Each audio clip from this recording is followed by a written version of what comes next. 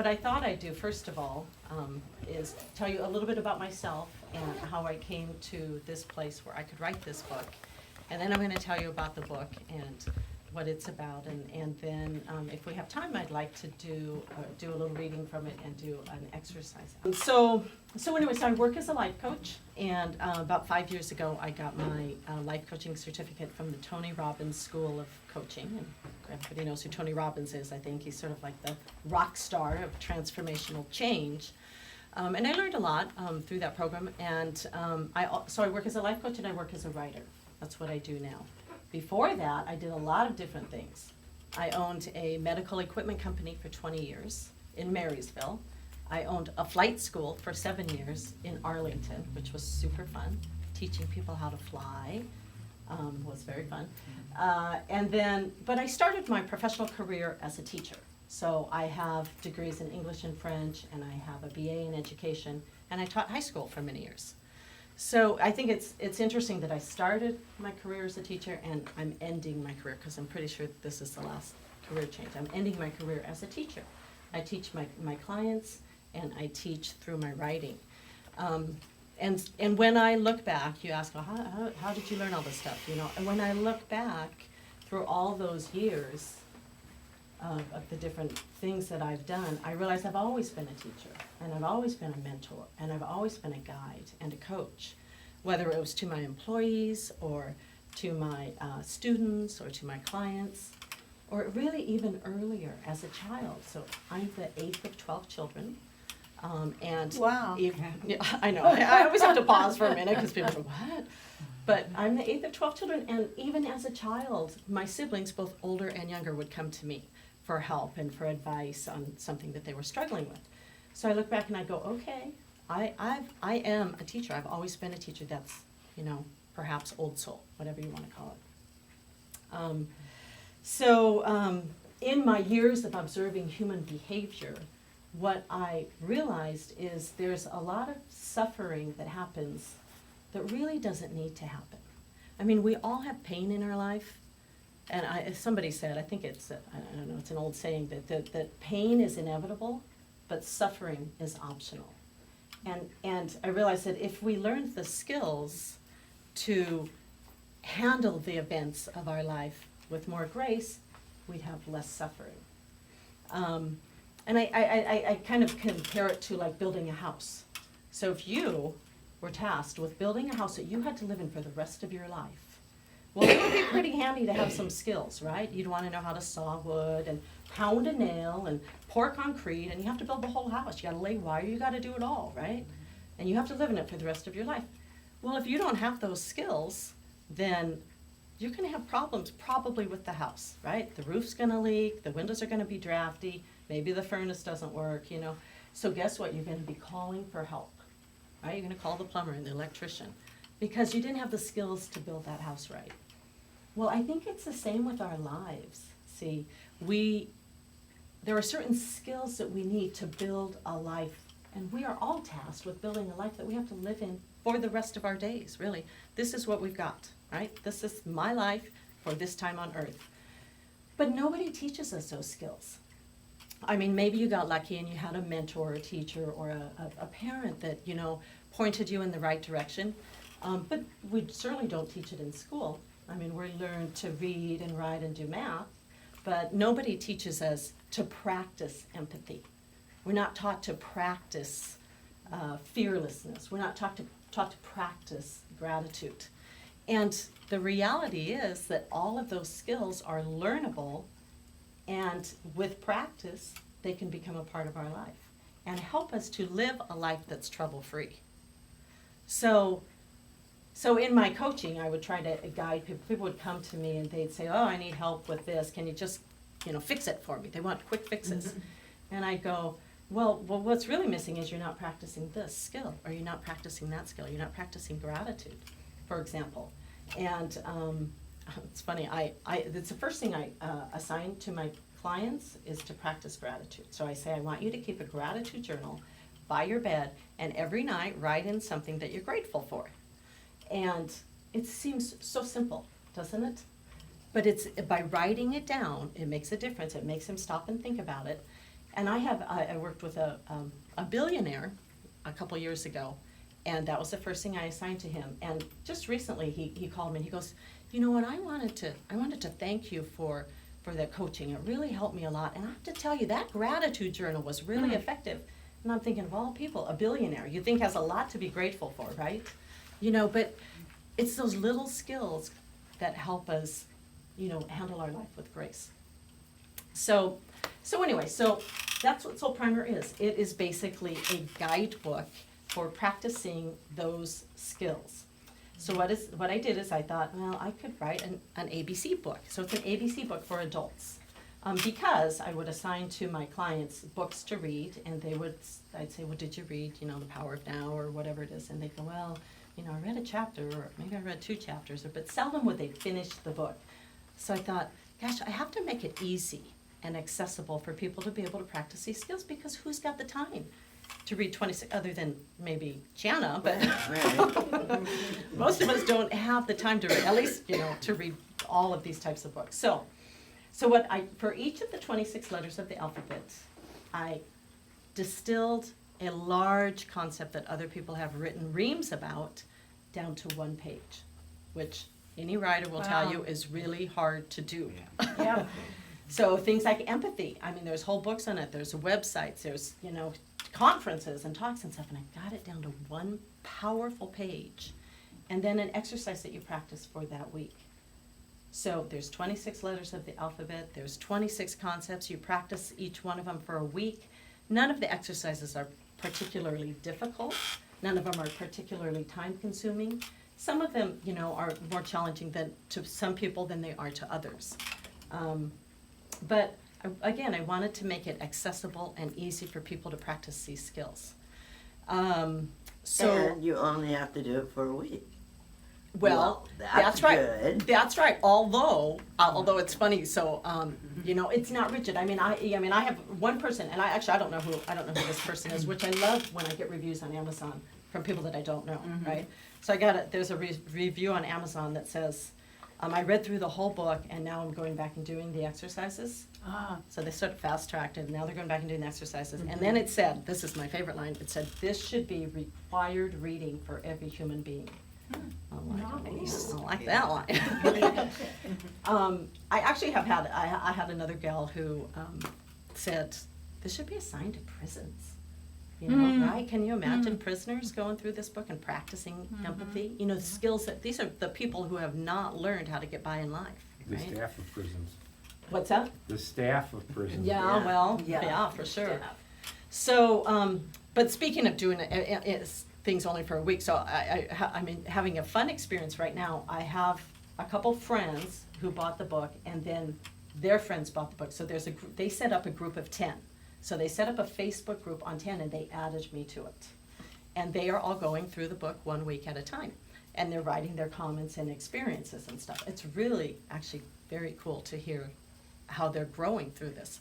So, but they were on C. C is for creativity, because in my coaching experience, I have a lot of people who are not happy in life tell me they have no creative outlet. I'll say, well, what do you do for creativity? Oh, I'm not creative. I don't do anything creative. And I think it's important to have a creative outlet. I suspect I'm preaching to the choir here, because La Conner's a pretty creative place. But so I thought, well, I'm going to make C is for creativity. And so in this Facebook group with these 10 people, one of the gals, after they'd done the C is for creativity week, she goes, oh, can we do it 1 more week? Because I got some more stuff I really like. No, creativity is done. Right. You can't do it. You know, it's not that strict. So again, I'm following along with it and kind of doing the weeks as well, even though I wrote the book and I practiced these things. And so one morning during that week, I woke up at 4 o'clock in the morning and I couldn't get back to sleep. And I thought, well, you know, it's C is for creativity week. I should get up and do something creative. And I thought, I'm going to take that little mini skirt that I bought last week at Ross for $2.40, and I'm going to make it into a bag. So that's what I did. So I sewed the bottom of it. You can, well, it might pop off, but I just sewed it a line on the bottom of it, I have a bunch of scarves. So I took a scarf Oh, and good idea. I did a little bow on it for Yeah. embellishment. Very cute. And then I took another Cute. scarf and I made the handle for it, and I made a satchel. It took me 1 hour and cost me $2.40. And I'm like, yeah, C is for creativity. But, and you know, even though I feel like I'm creative, I'm a writer, it still was that reminder. So even if you already practice all of these skills, it's that reminder. You can go a level deeper. Can you be a little kinder? Can you show more empathy, you know? So it's kind of like peeling back another layer of the onion. And you can do it more. And that's right, you can go a level deeper. So another example of that is about a month ago, I was shopping at Fred Meyer's, and I had loaded up my cart, and I was in a hurry. I had a lot of stuff I had to get done that day. So I'm moving fast to the door, and sure enough, right in front of me, there's an elderly lady who's like using her cart as a walker. Yeah, was You know? that me? No, but anyway, and I'm in a hurry, so, you know. What letter were you on? Right. I wasn't even on the letter, but I have read the book, so I knew them all. But so I get behind her, and my first instinctive reaction is like, oh, I'm in a hurry. And then I thought, no, wait, E is for empathy. So Creative I bag. looked at her, and I thought, what does it feel like to have muscles that don't move very well anymore? What does it feel like to have bones that ache when you move them? And honestly, I just sent her a whole bunch of love, and I ended up walking out to her car with her and helping her unload her bags and taking her cart back for her. I mean, you can only imagine for her to take the cart all the way back to the store was gonna, you know, it's like crossing the Sahara or whatever. So, you know, even though I practice these skills, I wrote about them because I still went a level deeper, you know, and it was a reminder to practice again and again and deeper and deeper. But this is really, you know, I made it so that it was pretty too, as you said. It is very pretty. So it is full of art. So, because I want this to be something that sits on your coffee table, that you go back to again and again. Somebody said it's a reference book. You know, it's not just a book that you read and put on the shelf. It's like a reference book that you will always have, and you can sit down and go, oh yeah, It's a I could do this a little toolbox. bit more.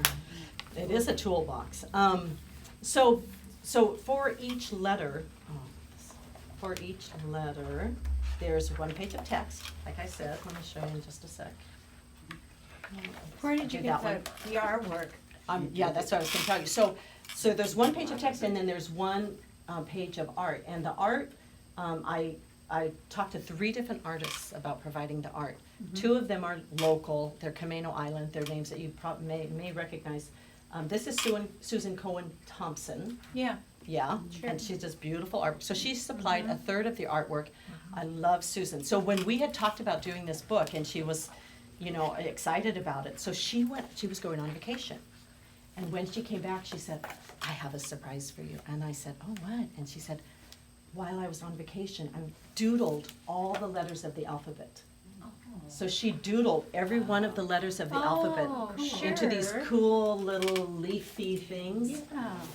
And she said, I don't know what happened. I just kind of got carried away. I love this one. I have to show you X. X looks like it's having a bad hair day.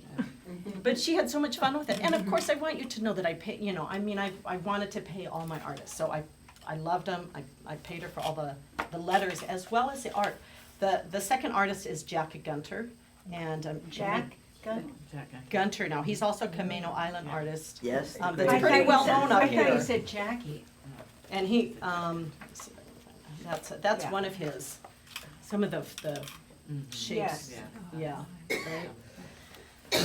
And then the third artist is a gal out of Albuquerque who I discovered through very interesting circumstances, which might take a little bit longer to tell later, another time.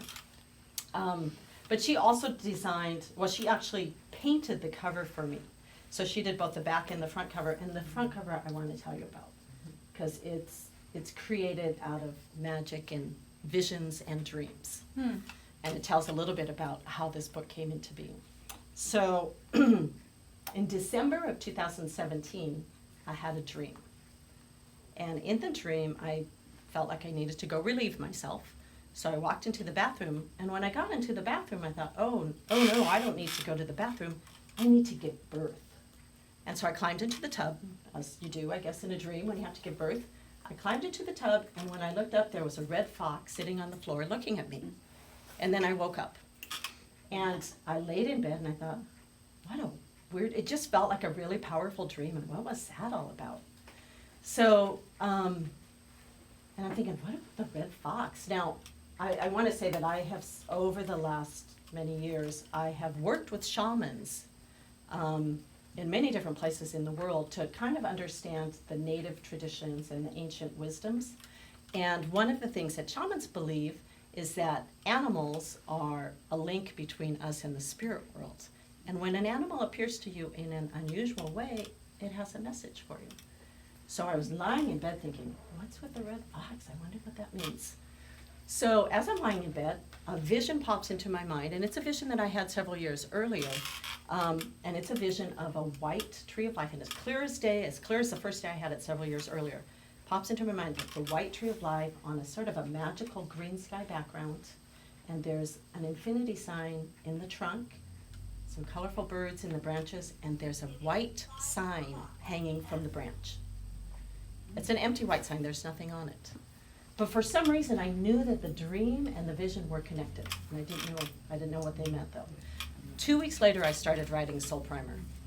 It took me 2 years to write it, and when I looked up what does red fox medicine mean, it means, red fox is a symbol of creativity, and the red fox means, or is all about creativity and how the creative process positively influences a shape-shifting world. But so I asked my Albuquerque artist if she could paint that for me, and she did. And everything's there, except for the white sign is no longer empty.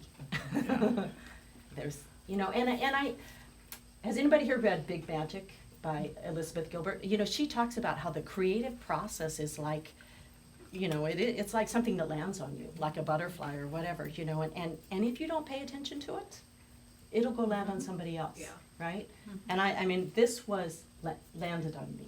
It was a gift to me, and it really is, my gift, paying it forward to the world.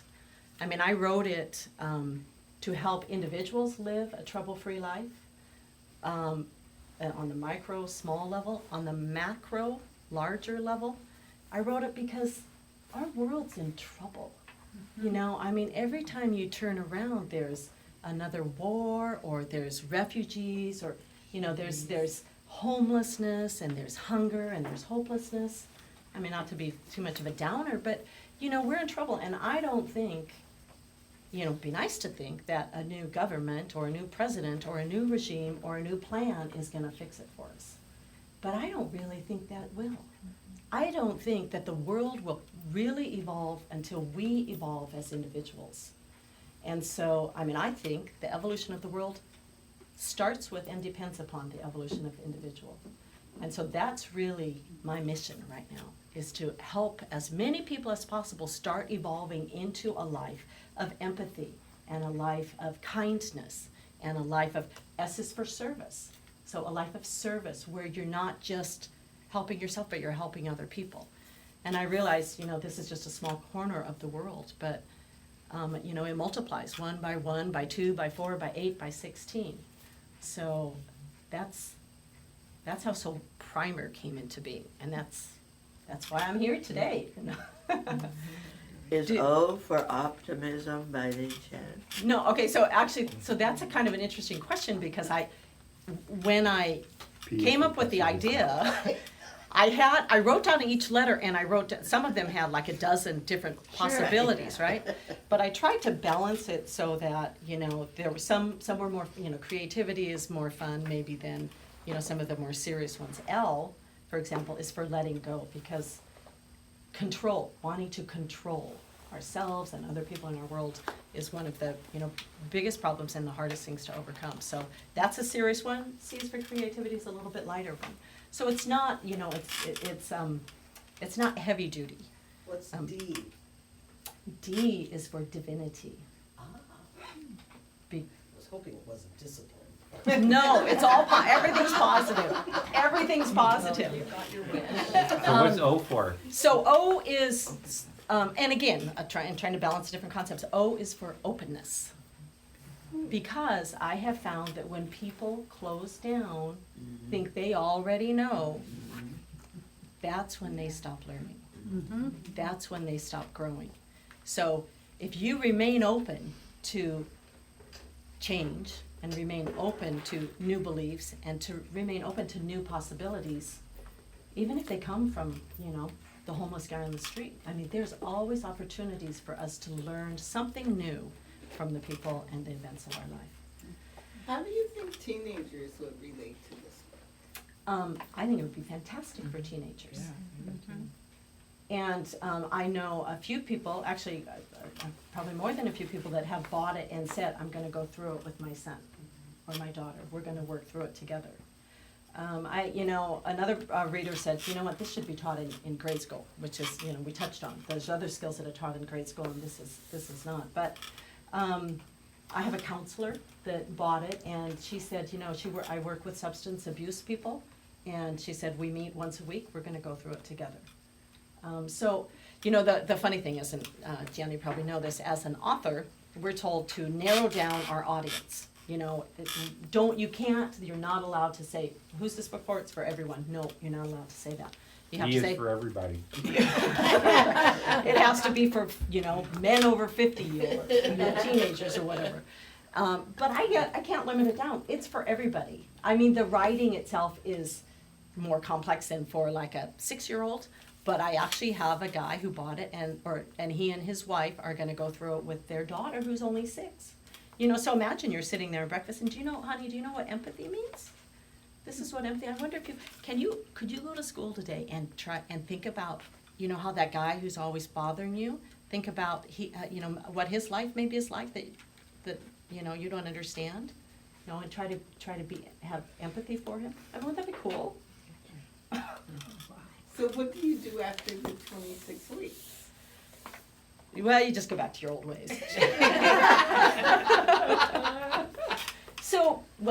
Actually, as I said, there were so many concepts for each letter. I'm already starting on Soul Primer 2. Good. Yeah. Good. So I'm gonna keep you busy for a couple years.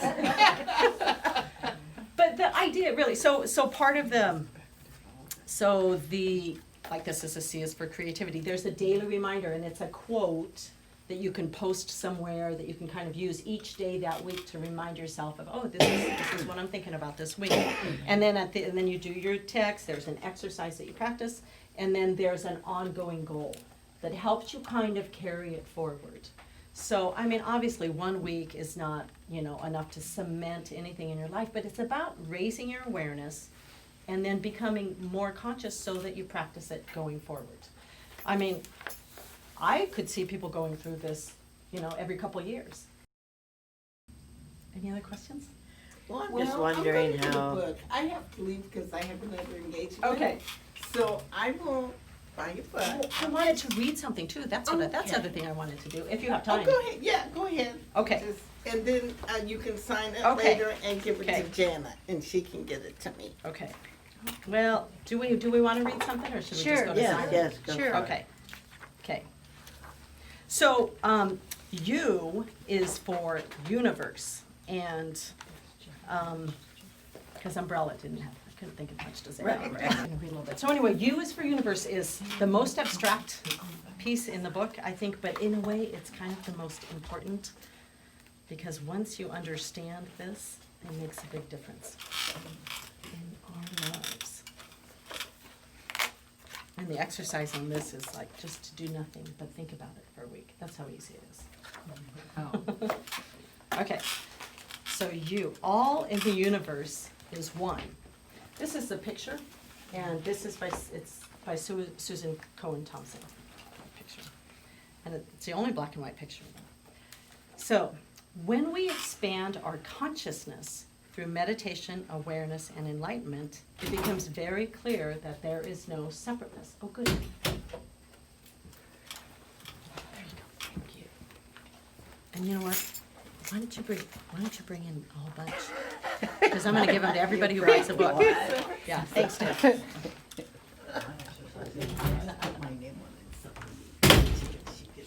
Okay, it'll be just a minute.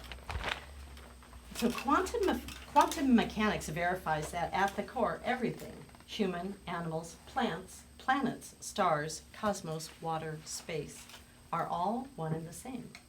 It is right there in the name. We are one, universe, song or poem. Our ego perceives ourselves as different, but our atomic ingredients are the same as the tree outside the window or the chair we are sitting on. In fact, the vast majority of what we are made up of is emptiness.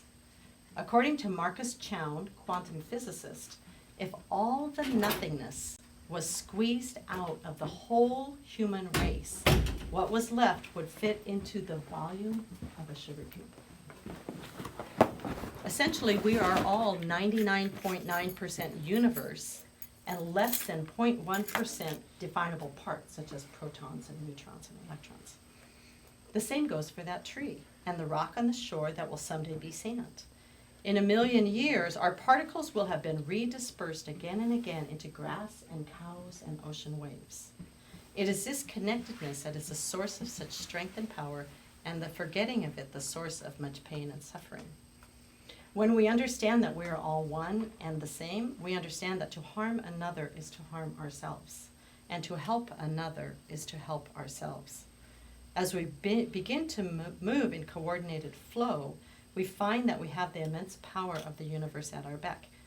We start to experience synchronicities that point the way and pave the path. It is as if the tumblers in a lock have lined up and doors begin to open for us. We attract more abundance, material and spiritual. We stumble upon more opportunities. We experience more serenity as life's journey gracefully unfolds for us.